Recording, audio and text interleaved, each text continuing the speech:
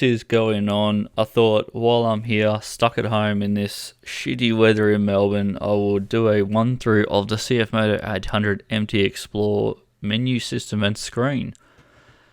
So this is the startup of the bike. The bike is not turned on yet, it's just in its menu. Accessories on position. This is the startup screen. It will straight away get you into the maps after it pops up with a warning telling you to observe traffic rules. So here we go, maps are loading. Bike is in my garage, connected to my Wi-Fi.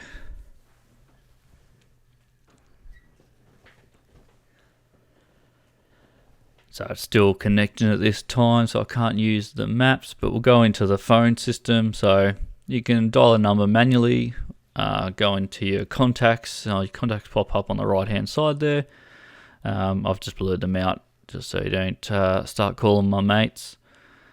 At the top there you can see your recents as well. So if you click on that tab, it will show you all your recent calls, and you can select any one of them to make the phone call.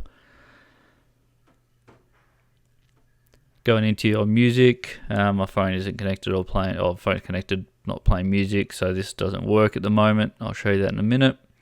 Going to maps, this is maps offline. Just give you a standard map view, no traffic updates, nothing like that. It's just your basic maps. Click the online button, and it will show you traffic, give you live traffic updates and live routing and maps. Clicking this little motorbike here, you got track, waypoints, saved, explore. So I don't have GPS, so I can't actually do much at the moment in here. If you go into explore mode, this is a section for people that have saved maps already. So I'm guessing this is just members of the public that have saved their maps and want to share them with everyone else. Here I just clicked a random one just to see what it'll do, and it took me to a random spot overseas. I was just having a look at what it did, but it wasn't much. So here I'm trying to go back. You have to use the X. You can't actually use the map button down the bottom, which would be a good update, but you can't. So going into the microphone, when you have your headset connected, you can use this as a microphone voice control. This block of squares here is your app center. So if you click on your settings, this is the full settings. First setting you get is your headsets, where you connect rider headset and passenger headset. So you can run these through your head unit to play music, intercom, and talk to each other if you have a passenger. At the moment I've just got my own headset connected and my own phone via Wi-Fi or via Bluetooth, and then my Wi-Fi connected to my house while my bike is parked in the garage. Going into the bike settings here, smart desktop is just goes to the switch to the map stage in due course, so automatically goes to the map stage. BSD is blind spot detection. You can turn that on and off. Your RCW is your rear collision warning. You can turn that off. Just tells you that someone's going to rear end you. ESS is where you're braking hard and your hazards will turn on. Not sure why my quick shifter was turned off, but I usually leave that on. Maybe last update stopped that. Forbidden speed means you can't use a touchscreen after that speed. This is where you change your driving mode. So before the latest update, you could have to change to Off-Road Plus and All-Terrain Plus in these this menu here, but now you can change it anywhere. Comfort is just your grip heater and your seat heater. You can't change this until the bike's actually running. Screen is just your basic, tells you your adaptive screen brightness. Shift reminder, I've got that set low while I run the bike in. Volumes, pretty self-explanatory, just your volumes of everything. Your Bluetooth map, voice. Going into the next one down, function button. So your function button, you can turn whatever menus you want on and off. So if you don't use your grip heater, seat heater, or your brightness, and you don't want to adjust that on the fly, you can turn that off and on. Then you go function button, and you can change that to play, pause your music, or turn on and off your intercom. So if you don't want to speak to your mate on the intercom, turn that off. Time, self-explanatory, 24-hour time. Set your time zone, mileage unit, you go metric, imperial. Temperature, Fahrenheit, Celsius, and your tire pressures. You can change those now.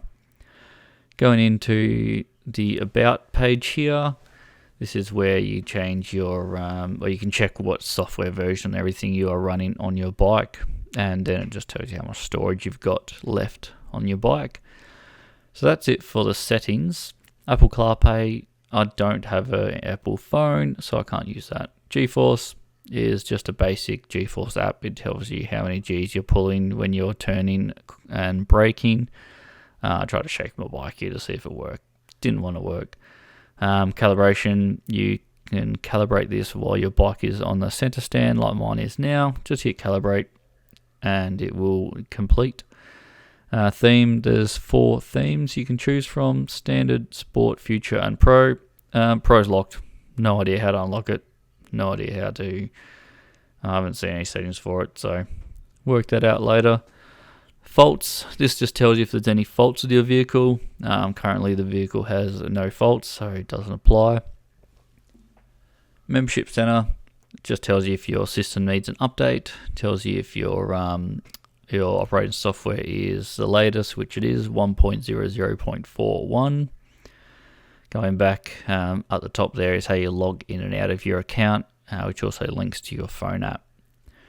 This is the Bluetooth I was talking about. So if you can go into your music, you get your phone out and you can press play on the music here, and it will start playing on your head unit, and you can pause, play, change songs from the head unit and from your handlebar controllers. Makes listening to music on the go pretty easy. So pause the music and get out of that app.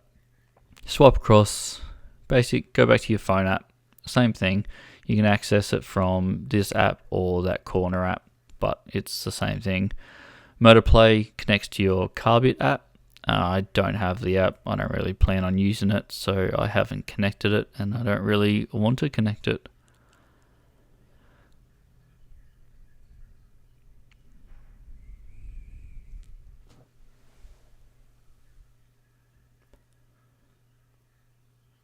So going back to your main screen here, this is your main screen. You can change your riding modes at the top there where it says rain. You can change those from the controls on the left hand side, but you can't change that into the other modes while it's not started. So here I am starting the bike.